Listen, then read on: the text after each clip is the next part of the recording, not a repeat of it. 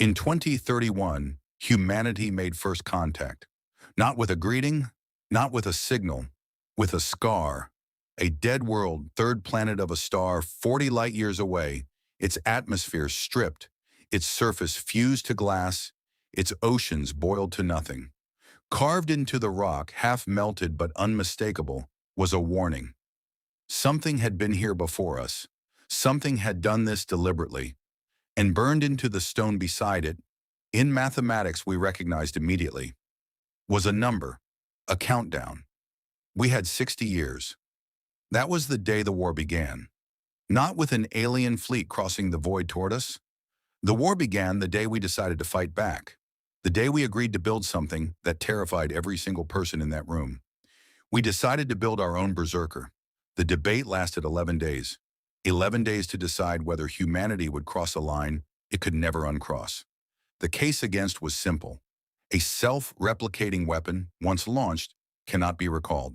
It has no conscience, no mercy, no ability to distinguish a civilization that poses a threat from one that is simply young, simply curious, simply looking up at the sky the same way we once did. Build it and launch it, and you become the very thing you feared. The case for was simpler. The countdown had 58 years left. Whatever built the original Berserker was already on its way. There was no time for diplomacy, no address to send a message to.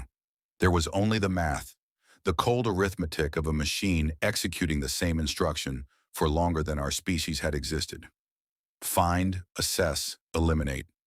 The vote was 17-4. Humanity would build its own. The project was called Iron Genesis. 200 of the finest minds in aerospace, artificial intelligence, and weapons design were assembled in secret. They were told one thing when they arrived: you will not leave this facility until it is finished, and when it is finished, you will never speak of what you built. Most agreed without hesitation. 3 never went home at all. The probe was unlike anything humanity had attempted. Not a spacecraft in any traditional sense. Not a weapon in any traditional sense. It was a seed.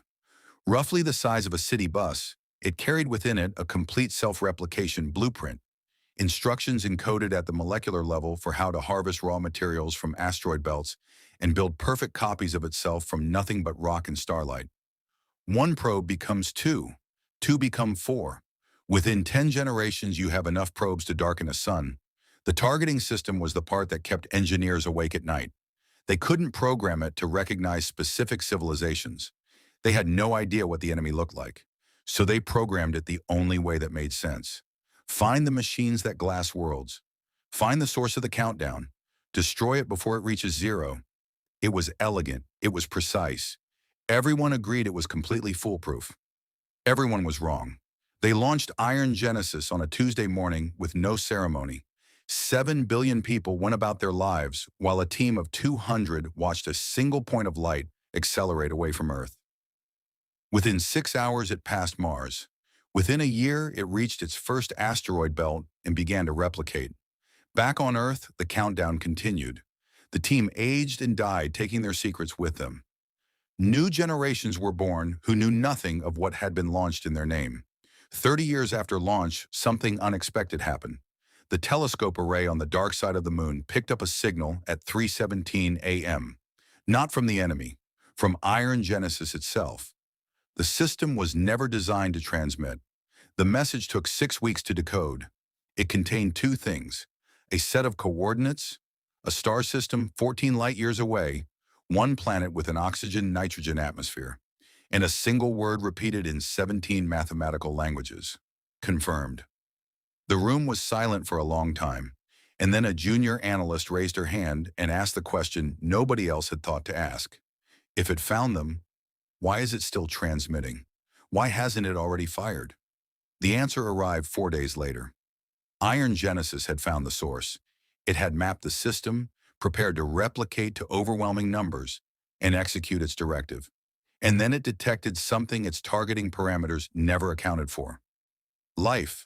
Biological life, cities, radio signals, a civilization that had nothing to do with the machines hunting us, a civilization that had been threatened the same way we were, a civilization that had, in desperation, done the exact same thing we did. They had built their own Berserker too, and Iron Genesis had just classified their probe as a threat. Both machines were locked on each other, both replicating, both preparing to fire. And caught between them on that pale rocky world, 8 billion beings who had never asked for any of this were going about their lives, looking up at a sky that was about to become a battlefield. We had 17 days before Iron Genesis fired. 17 days to stop a machine we had spent 50 years making impossible to stop. There was one option. Send another probe. Faster, smarter. Built not to destroy, but to intercept. To do what the original designers refused to do. Give it the ability to choose. Whether it arrived in time, that is a question the classified files do not answer. Because the files end there. What we know is this. The countdown reached 0 4 years ago, and nothing came. Maybe Iron Genesis, given the choice, chose to stand down. Maybe two civilizations that never met looked at each other across the silence and decided there had been enough glassed worlds already. Or maybe neither probe survived.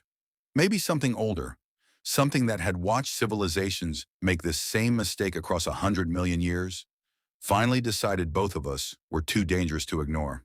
The countdown was never meant for us. It was a warning about what we would become.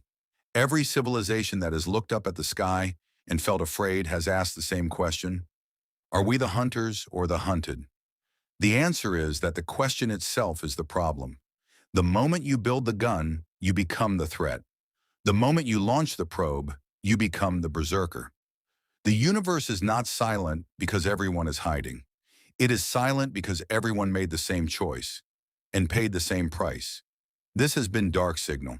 If this transmission reached you, subscribe, because we go looking for the ones who didn't make it.